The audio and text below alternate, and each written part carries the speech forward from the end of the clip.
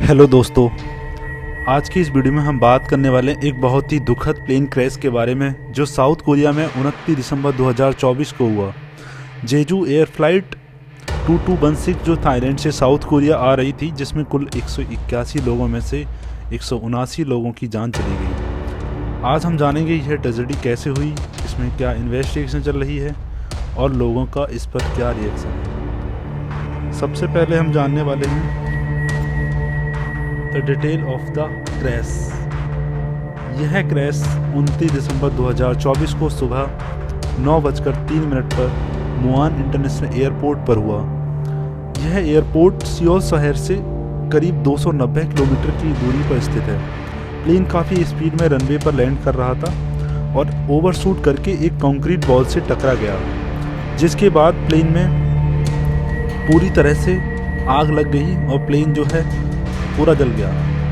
यह प्लेन बैली लैंडिंग कर रहा था।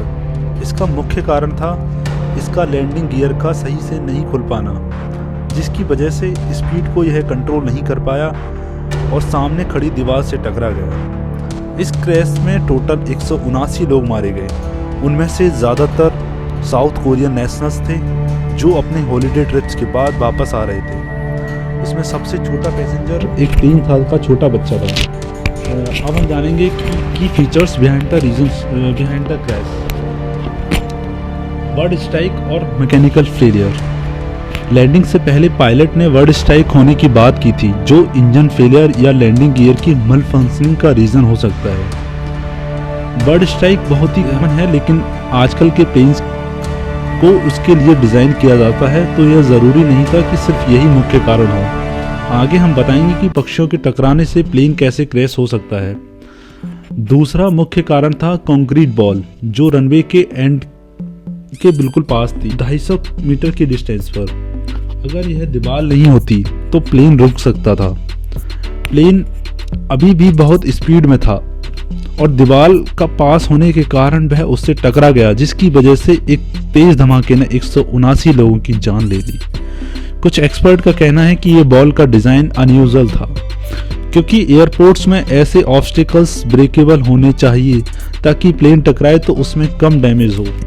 बैली लैंडिंग में प्लेन अपनी बैली पर स्किड करता है, जो कि हाईली रेजिस्टेंट मटेरियल से बना होता है।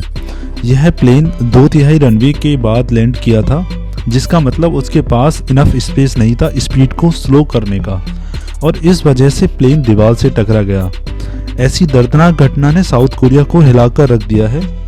इससे पहले भी 1997 एंड 1989 में प्लेन क्रैश की घटनाएं साउथ कोरिया में हुई थी, जिसमें 1997 में कोरिया एयर फ्लाइट 801 एक माउंटेन से टकरा गई थी, जिसमें बैठे 254 लोगों में से 229 लोग मारे गए थे। 1989 में कोरिया एयर फ्लाइट सियोल से त्रिपोली लैंडिंग के दौरान क्रैश हो गई थी, जिसमें कुल 79 लोगों की जान गई थी। जेजू एयर साउथ कोरिया की एक बजट एयरलाइन है, जो साउथ कोरिया का सबसे बड़ा लो कॉस्ट कैरियर है। इसकी शुरुआत 2005 में हुई थी और यह जेजू आइलैंड से ऑपरेट करता है। जो प्लेन क्रैश हुआ था वो बोइंग 737-800 था और यह प्लेन 15 साल पुराना था, जो एक टिपिकल रेंज में आता है। बोइंग की 737-800 सीरीज दुनिया भर में काफ़ी पॉपुलर है, लेकिन बोइंग को रिसेंट ईयर में कुछ कंट्रोवर्शियल इंसिडेंट फेस करने पड़े हैं, जैसे 737 मैक्स क्रैश। एयरलाइन की तरफ से इस घटना के बाद एक पोलाइट भरा संदेश भी उनकी तरफ से देखने को मिला है। अब हम बात करते हैं इन्वेस्टिगेशन के बारे में। अथॉरिटीज़ अभी भी इस फ्लाइट का डेटा और कॉकपिट वॉइस रिकॉर्डिंग का रिव्यू कर रहे हैं। यह इन्वेस्टिगेशन काफ़ी टाइम लेगा।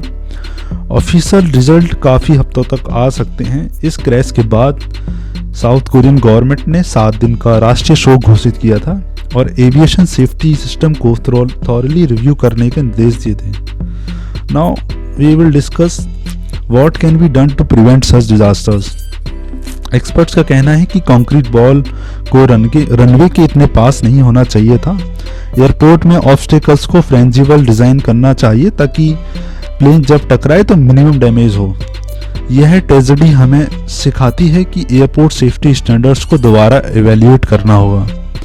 अब हम बात करने वाले हैं कि अगर कोई पक्षी प्लेन से टकरा जाए तो क्या वो प्लेन को क्रैश कर सकता है। तो इसका रीज़न दोनों हो सकते हैं, लेकिन आजकल के प्लेन्स को उस तरह से डिज़ाइन किया जाता है कि उसमें ज़्यादा इम्पैक्ट ना पड़े। बर्ड स्ट्राइक एविएशन के लिए एक मेजर थ्रेट है।